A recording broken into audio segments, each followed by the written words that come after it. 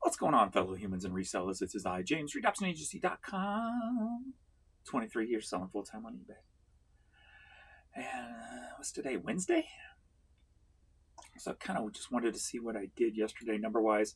Haven't really been paying too much attention, just been trying to get projects done, getting some more space organized so I've got room to grow. And haven't really listed. I haven't listed probably in a week on either store. So I've been slacking. Slack-a-lacking. Let's see. So we're in the media store right now. Let's see what I did yesterday. Haven't noticed any international website sales coming through.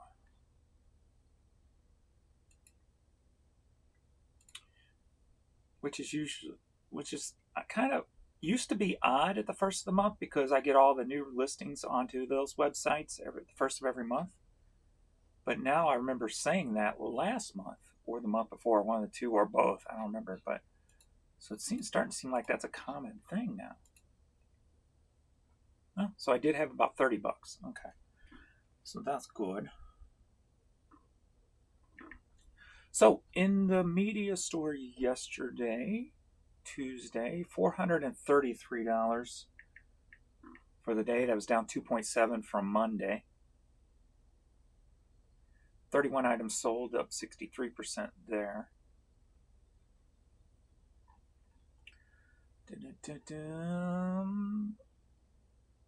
Same top three as pretty much all the time. Cassettes, records, and CDs. Oh my. And yeah, we had a pretty low day over here. $226. So, only a $659 day yesterday. That's what happens when I don't just keep listing and stuff, No 24-hour sales when you're not listing in 24 hours, right? So, but hey, that's a price to pay for now. Said I got a lot going on, just a lot of projects, trying to get a lot of stuff squared away, creating room to grow so that I don't get bottlenecked. And yeah, I can just flow a little bit better, once I get rolling and everything. So I don't know what am I going to do today. I'm going to still work on the basement area a little bit to create room on some of the shelves for our media. And then I guess I'm going to have to list some stuff. So I need to do that. So, yeah.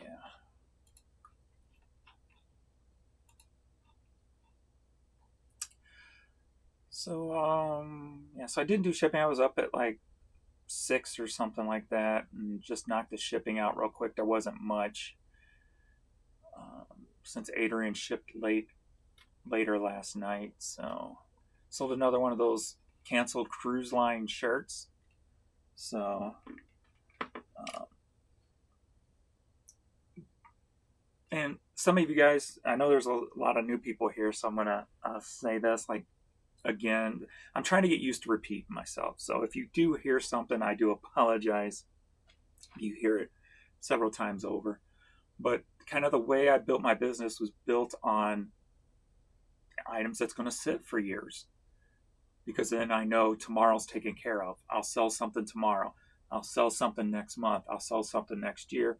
That's how I've taken a week off from listing in either store, but yet my numbers are still pretty strong, right? With the clothing store, we'll do the last 7 days. So that'd be a Wednesday through Tuesday.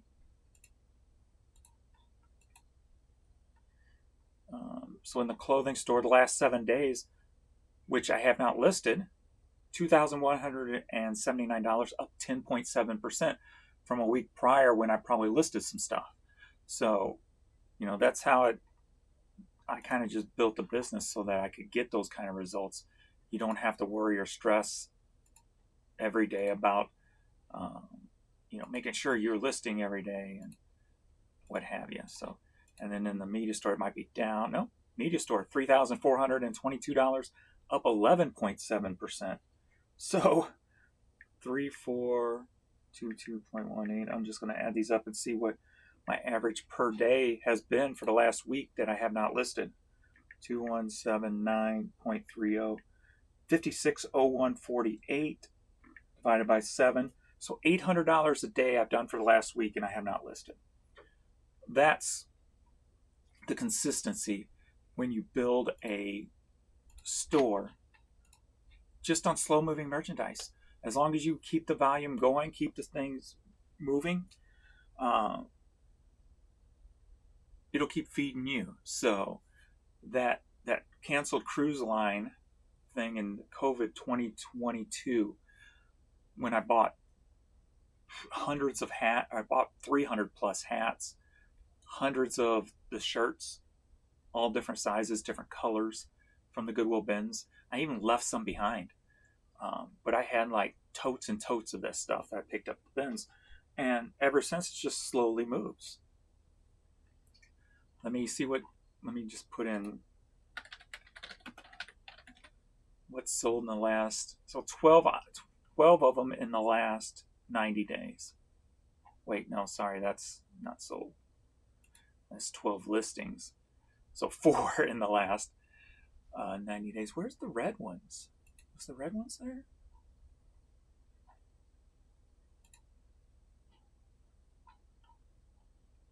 No, where are the red shirts? Are they still over here?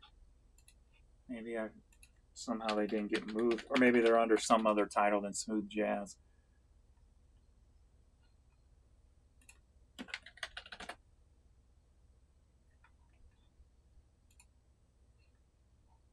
Maybe I titled those a little differently. But anyway. But yeah, that's just, and that's not the only thing, right? Every time I come across stuff like that, I'll grab it just because I know it's going to eventually sell. And it's just a nice little steady income. So we're looking at what, maybe $13 a month from just the one style of item. And that is, there's the red ones. Okay. So let me type that in and put in soul. Okay, so now we're at 5. Okay. Well, that one don't really count. That one don't either. That one don't either. Wait, so why does it say 5, but I had 4 before? So now whatever, you know what I mean. Not a fast mover, just a little money trickling in here and there. But you times that by 100 different listings, 1,000 different listings, it builds over time. So you might see nothing much here, but to me, that's just one of many. So that's just the way I look at it and the way I do it and the way I enjoy it. See, I always had a fear when I first started the business. The first probably a good 13 years, the first 13 years of building the business, I had this fear of missing out on product, the fear of that the product would run out. So I was just consistently buying. And as you know, racking up all that debt and a lot of bulk buys, a lot of store buyouts, just everything. And I couldn't, obviously I was buying more than I could list, just hoping one day that tide would turn. So like this year, I still only bought 4 times maybe, and we're halfway through the year, and I'm just pulling stuff from storage. And hopefully, with all this new technology coming up, my time will come, if you will. Like, hopefully, I keep playing with like ChatGPT and Google Lens and all this, right? Just trying to create a new, faster way of doing things. And I'll share one with you that I found on ChatGPT. And but doing this, I'm just hoping that technology is going to make my business shine because I've got so much stuff. And now, you know, I'll be able to say double my, you know, the amount I can list every day, or triple or quadruple or whatever with technology. So hopefully, um, with all this, hopefully AI makes me look smarter than I am with collecting and buying all the stuff I bought over the 15 plus years that I was buying consistently. So hopefully AI will make me look pretty smart. But I shared this on Primo's live yesterday, and I was playing around with ChatGPT one day, and I just put in pictures of CDs. I used the free one before. You have to pay. You have to pay to do it after like 2 or 3 times. But so I put in pictures of CDs, and I put um, create me an eBay title for each of these pictures.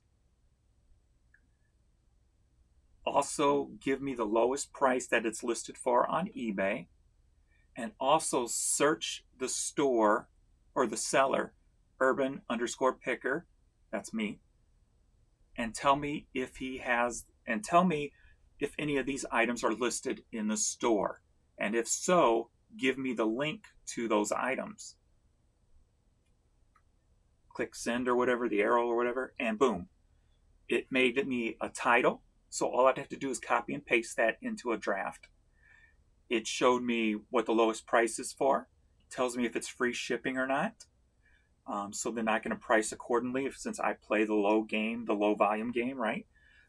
But I don't go lower than $5.99. So if it said like $3.98 free shipping, then I know I'm going to price it at $5.99. So it gave me that information, and then 2 of the 5 that I tried, I had in my store. I played it where I knew which ones I was putting in there that I had already in my store because I wanted to see if it was correct, if it would do it right.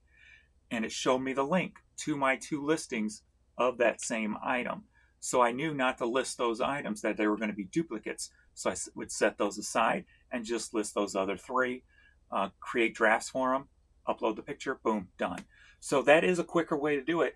And it's definitely a quicker way to do more than one thing at one time. So yeah, and use it, play with it. I'm probably going to pay the $20 just to play with it more and see what else I can get it to do since I'm tapped out on the free now. But the other time I used it, it took a picture too. So I don't know how many times it gave me free, but I took a picture of the part of the box with the CDs on the spine and go, tell me what these items are. And it listed every item that I had, every item but one. It recognized and put the information of what it was. And I'm like, nice. So you don't even have to put the actual pictures in. You could just put the picture of a stack of them on the spine of the CDs, and it can give you your eBay title, et cetera, et cetera. So it's very convenient. Use all that convenient stuff to the best of your ability to make things quicker, to knock time off. Of course, when you get started on something new, it's going to take more time than before because you've got to create a process. Once you create that process, then it becomes quicker than before. So always remember that. I know Spam has said this, and I've said this too. It's quicker if I just do it myself. It's quicker if I just type it myself, right? And that's true on some things. But don't let that interfere with this could be quicker if I can find the right process, right? And with that ChatGPT, that once you nail it down, like where you don't type that in every time, you just copy and paste it. You put the picture, copy, paste that phrase. Like I would save it on my Facebook comments. I'd put, or Facebook, make a Facebook post, pin that post, but only I see it. Then I could just copy from there each time I go to do it. And then it's always there every day. So I can just copy it and I don't have to type all that out. So it's just boom, boom, boom.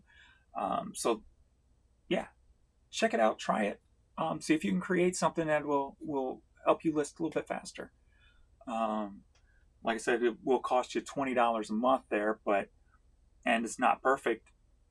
So always double check everything. And it's not going to be the quickest, but it might be quicker than the way you're doing it as of right now. So give it a shot. Try it out. It was pretty cool. So I was I was I was happily surprised with the results I got. So yeah, so I'll share that with you, and I decided to share that at the end of the video just because if you're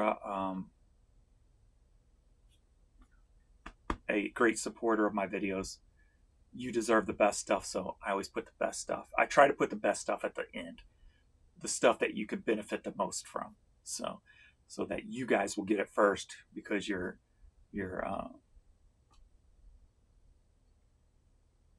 you watch my content and I appreciate that. So it's kind of my little bit of trying to give back to you for watching my videos and sticking with me all this time. Because just like this morning, I was thinking, like, I get this thing in my head where, and I feel like it's my last hurdle internally, mentally. My last hurdle is always feeling like I'm not worthy, if you will. Not just that, but like I always feel like I guess it's like a protective bubble around me. I always feel like I'm an imposter. I think that somebody called it imposter syndrome. Like I don't belong, or whenever I was with people, I don't feel like I belong with the people. I feel like they're just going to leave anyway.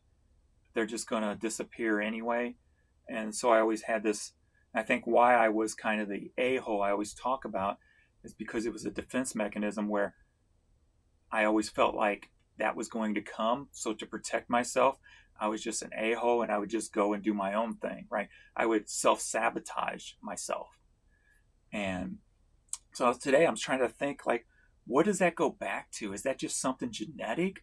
Or is that something how I was treated as a kid? Something that happened there. I was bullied a lot in school. When I just tried to want to be a part of something.